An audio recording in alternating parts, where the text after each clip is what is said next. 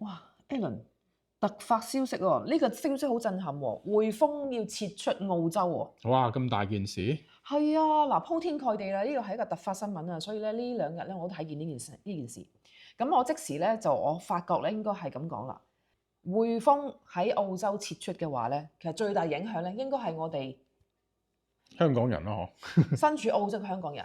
嗯。嗱，我先講，一定係有兩大最大嘅影響對於我嚟講，我係好擔心嘅。好啊，講嚟聽下。第一，我喺香港嘅一啲嘅錢，即係過戶啊咁樣咧，我就靠咧匯豐 One 咧呢一個戶口嚟去做噶嘛。咁就變咗咧，變相我喺嗰邊有啲錢，我可能可以匯過嚟用咧。咁啊最直接方便啦，係無縫銜接嘅，因為透過佢呢個匯豐 One 咧，喺香港嘅匯豐嘅錢，我就可以擺落嚟我澳洲呢度，又唔收手續費，又唔剩，同埋一撳即過，非常之方便。咁就話佢如果咁樣就變相冇咗啦，我好擔心喎。嗱，咁如果有朋友未有匯豐銀行喺澳洲嘅話咧，咁我哋值得講一講匯豐 One 係咩咧？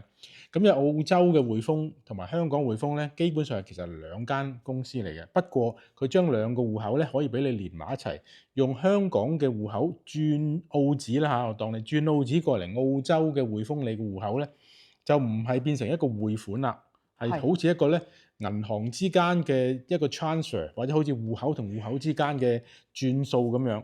就同香港 A 嘅戶口轉去 B 嘅戶口一樣，即係 saving 轉去checking account 咁樣，咁就完全唔收手續費，同埋咧冇一個匯款嘅發生咗嘅，咁所以變成咧你就唔需要等幾日啦，亦都唔需要咧係要俾個手續匯款嘅手續費咁樣咯。係啊，我都係過咗嚟澳洲，我先至知道有呢一個匯豐 One 啦，咁然後咧就開咗之後咧就用到而家噶啦。係啦，咁所以咧就非常擔心啦。講第二樣你嘅最想要嘅功能啦。第二樣嘢咧就係呢度嘅匯豐嘅佢哋個優惠嚟嘅，我一直都係舐緊佢嘅優惠。嗰個優惠係咩咧？就係用咗呢張匯豐卡嘅 debit 卡咧。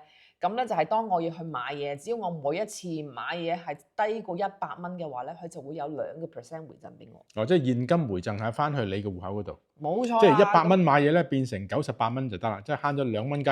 係啦，咁呢一個師奶數我已經用咗，呢個師奶優惠我已經用咗好耐㗎啦。咁所以而家咁樣咧死火，咁究竟對於我係咪會有影響咧？呢兩件事嚟講，嗱我其他就冇啦，我又冇去問佢借錢嚇。去買樓啊，成啊又冇欠佢錢，佢又冇欠我錢，咁呢一個係咪都就影響大唔大？佢有欠你錢，因為你俾咗啲存款落佢度啊嘛。嗱好啦，咁啊講下其實匯豐佢今次做啲乜鬼嘢先啦？佢係話即係唔係全盤撤出澳洲嘅業務，只不過咧佢將零售部分咧就將佢咧就係撤離。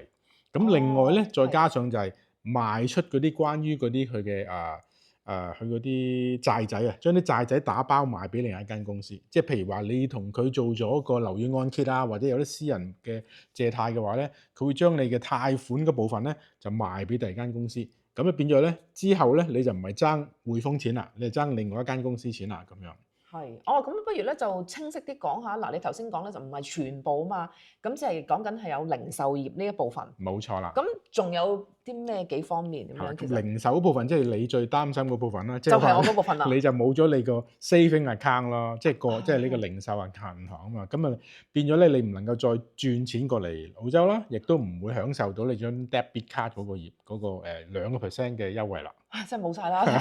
不過又唔係即刻取消嘅喎，咁啊匯豐佢聲明咧就話嚟緊咧會喺18個月裏邊咧逐步咧就撤出呢個零售銀行嘅部分。係咁，即係現階段我就算知道呢個消息都好，我都唔使做任何嘢住，我唔使當堂即刻要將所有嘅啲錢拎晒過嚟先咁係咪？唔使擠提，唔好排隊，千祈唔需要嚇。咁不過你要轉錢咧都可以嘅，咁啊隨得你嘅啫嚇。咁不過咧就係話佢有18個月嘅時間，即係話你仲有18個月咧，仲可以用呢2% 嘅優惠嘅喎。哦，咁我好咁可以慢慢用埋最後尾嗰2蚊先啦。係啦，好好用盡佢啦。係啦。咁而亦都並且咧就係要密切留意啦。我相信係留意可能我嗰個嘅 email 啦、電郵啦，因為佢應該都會通過一啲電郵嘅方式話俾我聽，我下一步應該點樣做。係啦，係嘛？冇錯啦。嗱，咁頭先講到啦，佢將零售嗰部分咧，佢會撤離啦，咁就即係話你會應該咧佢會逐步咧就向客戶咧就通知嗱，你個戶口咧幾時咧可能你就需要取消啦，你將佢攞翻啲錢或者轉去第二個銀行，然後取消你個戶口啦。即係零售 saving account 嗰部分啦。咁而 debit card 即係 card service 嗰度咧，我唔知佢會係賣俾第二間啦，定係還是要你取消埋張 debit card。咁呢個就未知道嘅，冇宣佈過。係。咁另外就係話個匯款嗰度，因為你冇咗個 saving account 啊嘛，咁所以亦都匯唔到錢過嚟啦。相信係咁樣啦。係呢件真係最大嘅冇辦法啦，係啦。咁但係咧。嗱，頭先佢講到話，如果你係有 mortgage 啊，你有按揭或者有貸款嗰部分，佢會賣，即係成個打包賣俾第二間公司啊嘛。咁嗰間公司咧就會接管咗你嗰個債務啦。咁即係譬如你而家供緊，譬如每個月供緊樓、供緊按揭，係供緊俾匯豐嘅話咧，好啦，到時咧就唔係供俾匯豐啦。咁啊，到時有第二間公司嘅牌頭咧，就會係供俾嗰間公司。而你個 terms 咧，基本上應該唔會不變嘅，即係話你個利息啊，或者個還款期啊，等成個 package 咧，應該好大機會咧係會保留翻原先你還幾多錢啊？你個債務幾多啊？咁嗰度成個就係好似賣仔咁賣咗俾另外一間公司。嗱，不過咁樣戴咗頭盔先啦，因為嗱而家呢日你講嘅啫，咁即係因為我哋始終我哋唔係匯豐嘅人啦，咁即係總之最後究竟係點樣嘅安排咧，都係用即係以翻匯豐佢自己去再去同大家講嘅先作實啦。我哋咧只不過係將呢個消息話俾大家聽啫，亦都話俾大家聽喺現階段唔使太擔心住，仲有年半嘅時間俾你知道點去過渡，慢慢去做。總之你密切留意住你自己電郵，即係由匯豐通知你，即係你之下嘅一啲嘅戶口情況會點安排，咁你密切留意。好啦，嗱，其實匯豐咧喺澳洲其實唔單止呢啲業務，仲有其他嘅喎，我不如都講埋啦，好嘛？好。嗱，咁除咗呢個retail，即係話呢個零售銀行之外咧，亦都仲有商業啦，同埋咧即係一啲嘅個人銀行，即係等於嗰啲家族銀行啊。投資嗰部分咧，佢仍然會保留嘅。咁所以咧，就如果你有錢嗰啲，佢就會 keep 住你㗎啦。係啦，冇錯。即係嗰啲師奶2蚊嗰啲咧，佢就唔要咯。係啊，呢啲最冇乜嘅利用。咁所以咧，其實匯豐咧就係揀一啲佢覺得即係冇乜利而可圖嗰啲業務咧，就將佢賣走咗佢，咁啊保留翻啲咧賺錢個比例會高啲嗰啲，咁啊保留翻佢咁樣啦。咁而嗰啲債務啊，咁佢就即係嗰啲 mortgage 嗰啲可能有人要啦，咁所以佢就可以打包埋俾人算數。咁講翻點解匯豐要將佢咁樣賣咗佢咧？咁對於究竟成個匯豐啊嗰個股票價格又會唔會有影響啊？嗱，哇！呢下嘢又聽下你講下啦。係啦，嗱，佢其實要離開澳洲咧，其實都係醖釀咗一段時間㗎啦。咁因為你知道澳洲個銀行嘅生態係點㗎啦？如果你隨便講開，你都有講到4大銀行啊嘛。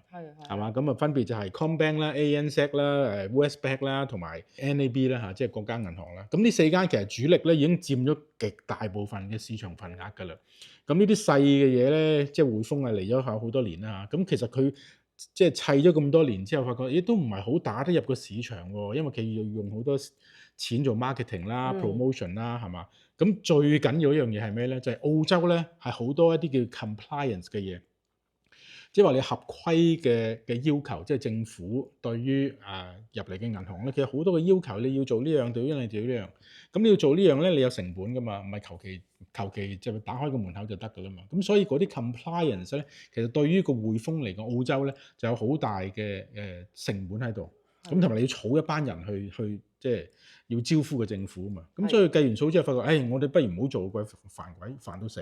咁其實咧，成個匯豐全球咧，佢都係去逐步咧，將全球嘅唔同國家咧，嗰啲唔係好賺錢嗰啲業務咧，即係慢慢賣走咗佢。嗱，譬如早前咧賣咗新加坡。咁而家咧輪到排隊排到澳洲啦，咁啊將啲零售銀牌賣走佢，希望保留翻咧係賺錢啲嘅部分，或者佢會將個 focus 將個注意力咧集中翻喺東南亞洲區嗰度咧，比較賺錢啲咁樣。係，咁即係一個字講晒啦。總之就係有利益有利潤嘅，咁就先至繼續保留住啦。如果冇嘅就 cut。好啦，咁樣佢 cut 咗呢個業務，呢個消息出咗嚟之後，咁你又會諗究竟匯豐係咪跌價咧嚇？咁啊喺佢個掛牌嗰度係咪跌咗咧？係咯，又唔係噃，又唔係喎，佢反而升喎。嗱，咁即係話咧，市場咧就覺得，咦，你賣澳洲業務似乎係一個好消息喎，反而佢仲升。今日仲啱啱喺星期5嘅時候咧，仲係升破咗歷史高位添喎，52週高位啊，168個幾啊。咁即係話咧，市場覺得佢，咦，good move 喎，呢個係一個正確嘅決定，所以咧就係市場投咗佢一票，所以咧令到股價提升咁樣啦。哦，原來係咁樣。冇錯啦。好啊，咁你仲有冇咩補充咁啊？大致係咁樣啦。嗱，朋友，如果你覺得喂走咗個匯豐，我仲有咩其他嘅 option 啊？如果我想要匯錢嘅話，你又講下你嘅意見啦。有啲咩嘅好嘅方法嚟介紹下翻俾大家睇一睇。係啊，我真係想聽下，真係呢件事都係好影響大啊！而家我忐忑不安啊嚇。為咗呢2蚊好緊要。請大家留言啦，我哋會聽你嘅留言嘅。好啦，繼續收睇啦喎，下一集更加精彩。好，拜拜。